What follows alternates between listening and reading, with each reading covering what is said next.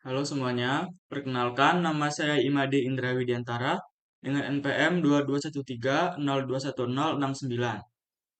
Saya akan menjelaskan sistem peredaran darah pada manusia. Sistem peredaran darah. Sistem peredaran darah juga disebut sebagai sistem kardiovaskular. Sistem ini adalah bagian dari kinerja jantung dan jaringan pembuluh darah. Tugas utamanya adalah mengedarkan oksigen dan nutrisi ke seluruh sel dan jaringan tubuh. Organ-organ yang berperan dalam proses sistem peredaran darah yaitu ada tiga. Yang pertama jantung, pembuluh darah, dan darah. Jantung. Yang pertama jantung. Jantung adalah organ peredaran darah yang berfungsi untuk memompa darah. Yang kedua adalah pembuluh darah. Pembuluh darah bertugas membawa darah ke seluruh tubuh dan sebaliknya. Selain itu, pembuluh darah juga memiliki peran untuk membantu membuang limbah jaringan. Pembuluh darah dibagi menjadi tiga, yaitu pembuluh darah nadi atau arteri, pembuluh darah balik atau vena, dan pembuluh kapiler. Pembuluh darah arteri adalah pembuluh darah yang membawa darah meninggalkan atau keluar jantung. Yang kedua pembuluh darah balik atau vena. Pembuluh pembuluh vena adalah pembuluh darah yang mengangkut darah menuju ke jantung. Sementara yang ketiga itu pembuluh kapiler merupakan pembuluh yang menghubungkan ujung pembuluh nadi dan pembuluh balik.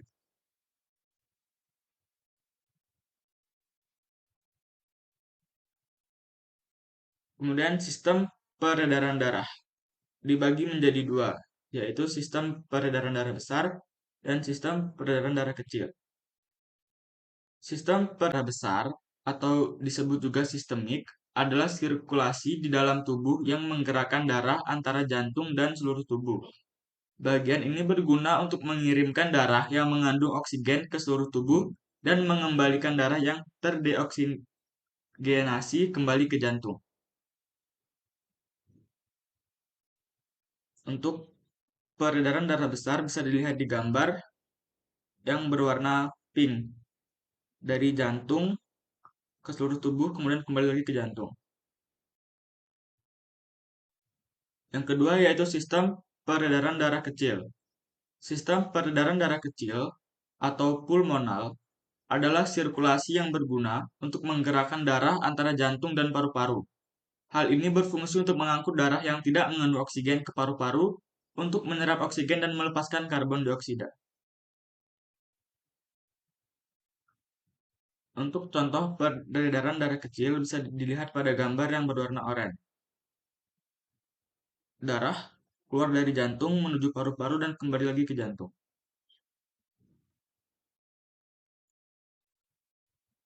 Fungsi sistem peredaran darah yang pertama yaitu sebagai transportasi berbagai zat. Yang kedua, proteksi dari berbagai benda asing. Yang ketiga, regulasi, yaitu mengatur keseimbangan tubuh manusia.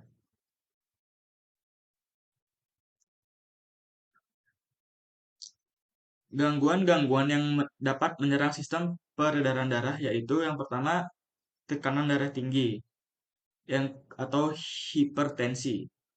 Yang kedua ada aterosklerosis dan penyakit bakteri koroner.